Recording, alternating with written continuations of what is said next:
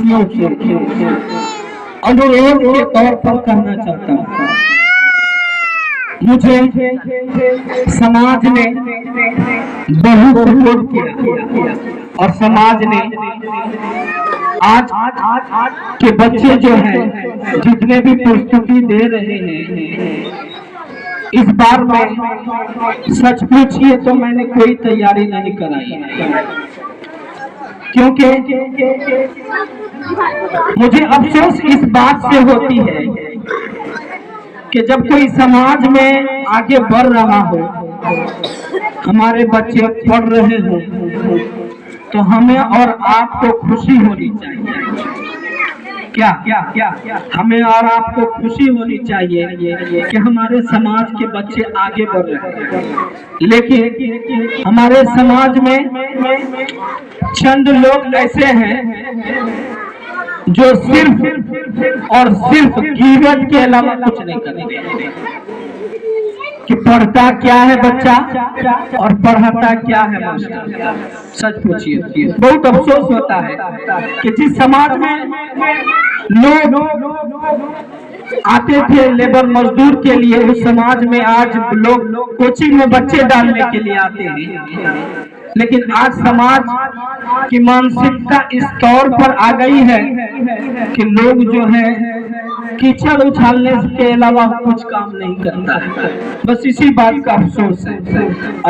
आज हमारे समाज के बच्चे अगर सही रणनीति के साथ सही उसको मार्गदर्शन मिले तो एकदम का क्या स्टेट लेवल क्या सेंटर लेवल पर जाकर के प्रस्तुति दे सकते हैं।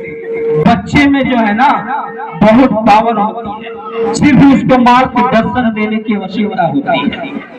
और आप सबसे गुजारिश है कि अपने बच्चों को 2 टाइम भूखा रहिए, लेकिन अब अपने बच्चों को जरूर पढ़ाइए। एक बार अकबर बादशाह ने बीरबल से कहा कि बीरबल, तुम इतने होशियार हो, मैं तुम्हारे पिताजी से मिलना चाहता हूँ। उसके पिताजी बकरी चरवाहा थे, बीरबल के पिताजी बकरी चरवाहा थे।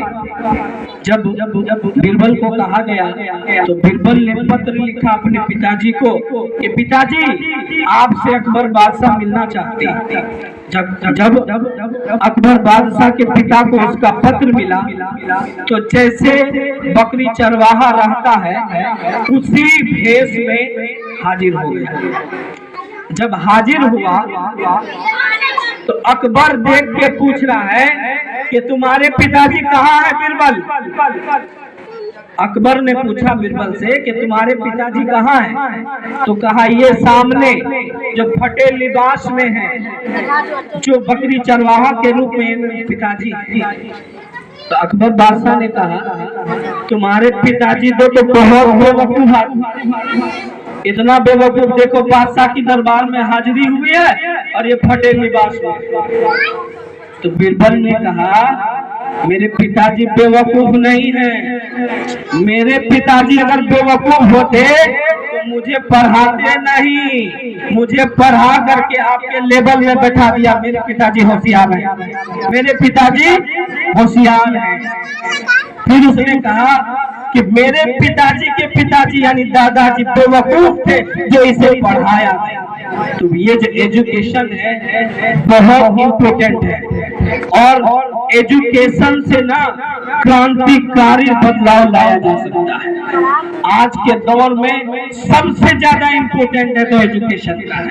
हमारे पास देखिए ना, हम लोग आर्थिक रूप से मजबूत है किसी के पास करोड़ रुपया, 1 करोड़ रुपया, 2 करोड़ रुपया नहीं है किसी के पास, है किसी के पास, किसी के पास आधार नहीं है, किसी के पास नहीं है।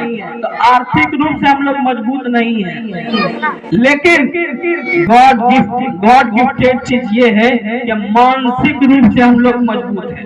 मानसिक रूप से इसलिए मजबूत है कि हमको सोचने की क्षमता है कि जमाना, ये जो पीढ़ी है जिस लेवल पे जा रहा है, जिस एजुकेशन के पर्पस पर जा रहा है उसी में हमको झोंक देना है और अपने बच्चे को तालीम जरूर देना है।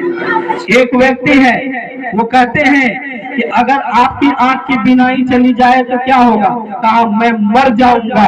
फिर कहा कि क्यों मर जाओगे? कहा कि मैं किताब तो नहीं देखूंगा तो मर जाऊंगा। आज हम लोग किताब छोड़ दिए। मेरे मोहतरम, मेरे अजीजों, मेरे समाजवासियों, अपने बच्चे को भूखा रखकर जरूर से जरूर पढ़ाएं। 1942 में डॉक्टर भीमराव अंबेडकर बाबा साहब ने कहा था, एजुकेट, एजुकेट एंड ऑर्गेनाइज, यानी शिक्षित करो समाज को, तब तुम्हारा सम्मान होगा, तब तुम्हें सम्मान मिलेगा, तब तुम बड़े लोगों के दर्जे तक पहुंचोगे। शिक्षित जब तक नहीं करेंगे तब तक हम लोग ऊपर नहीं हो सकते हैं। ये गांठ बांध लीजिए कि हमको पढ़ाना है, पढ़ाना है, पढ़ाना है। इन्हीं दो शब्दों के साथ मैं अपनी वाणी को विराम देता हूँ। जय हिंद, जय भारत।